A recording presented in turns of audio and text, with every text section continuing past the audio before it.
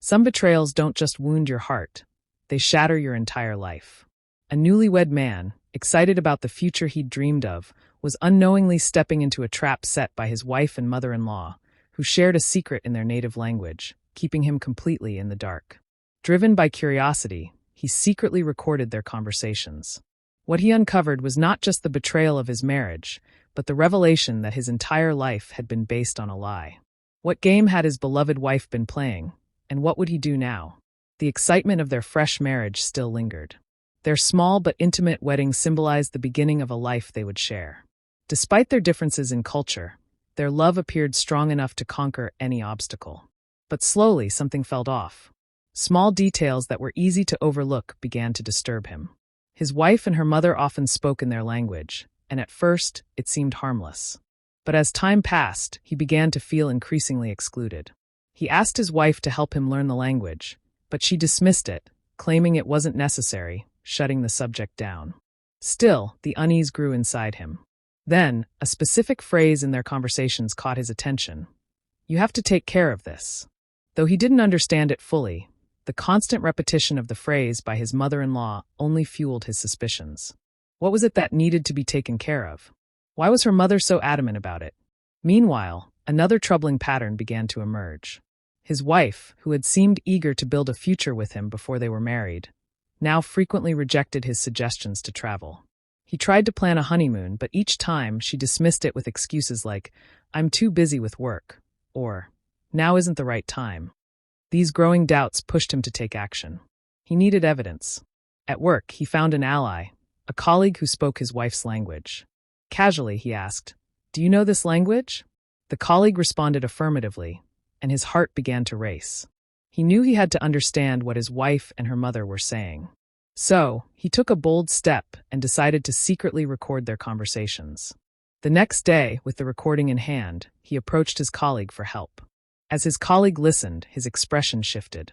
"Are you sure you want to hear this?" he asked, a chill creeping up the man's spine. But he couldn't turn back now. He had to know the truth. With the headphones on, the colleague began to translate. The man's heart pounded in his chest, and when the translations came, each word struck like a knife. He learned that his wife and her mother had chosen him only for his financial security. His mother-in-law was drowning in debt, and his wife had deceived him to rescue her family. But the most crushing revelation came from his wife's own words. "Manipulating him is so easy. He believes anything I say. He's so naive, he takes everything as truth." Those words froze him in place. The woman he had loved, the one for whom he would have sacrificed everything, saw him as nothing more than a source of money. But there was more. His mother-in-law pushed his wife to gain full control over him and exploit him further for financial gain, a plan his wife had agreed to. He could barely breathe, overwhelmed by the depth of the betrayal. Every moment they had shared, every loving word, every embrace, he realized it had all been a lie. But he refused to let his emotions dictate his next move. Rather than confronting them directly, he decided to play their game by their own rules. The first step was to secure his finances. They had joint accounts, and there was a considerable sum set aside. For days, he acted as if nothing was wrong, pretending everything was normal. But every night, once everyone was asleep, he quietly transferred money into his personal account. He initiated small arguments with his wife, claiming that he was setting money aside for investments, all while maintaining the facade of a normal life. He continued to gather evidence, recording more conversations, and even started taking language lessons to better understand what they were saying. Each day brought new clues, and soon he uncovered another shocking truth. His wife had a secret bank account where she was funneling part of his salary and the money he gave her. The last flicker of hope he had was extinguished. It was time to end this marriage, not with a confrontation, but with a quiet, calculated plan. For weeks, he acted as though everything was fine, while secretly preparing his final move. His wife thought her manipulation was succeeding, and his mother-in-law believed their debts would soon be resolved. But behind the scenes, he was laying the groundwork for her downfall. That night, everything changed. Armed with evidence, documents, and the weight of betrayal, he sat at the table.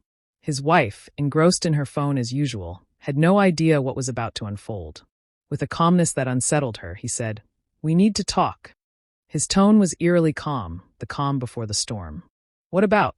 she asked, trying to maintain control. but the silence in his eyes spoke volumes. He pulled out his phone and played the recordings. Her mother's voice mocking him and the cruel words about his naivety echoed through the room. His wife's face drained of color. Her hands began to tremble. This isn't true," she stammered, but he cut her off. "Enough. Don't lie to me anymore. I know everything." Tears streamed down her face, but he felt nothing. Every tear was just another part of her deception. The woman before him was a stranger, not the person he had once loved. "I didn't deserve this," she sobbed, wiping her tears, but his response was unwavering. "You used me. You betrayed me. I truly loved you, but to you, I was just a wallet. Now you'll pay the price."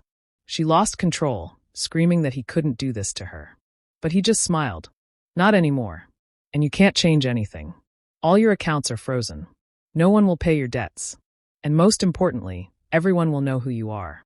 She froze, the weight of her lies crashing down on her. He had executed his plan without mercy, sending all the evidence to their friends and family. She was exposed, with no one left to manipulate. Collapsed at the table, she realized she had lost everything. But he felt no remorse. He had loved her, and she had destroyed him. That night, he packed his bags and left, checking into a hotel. His wife's desperate attempts to stop him were futile. It was over, and he had taken his revenge in the quietest, most ruthless way possible.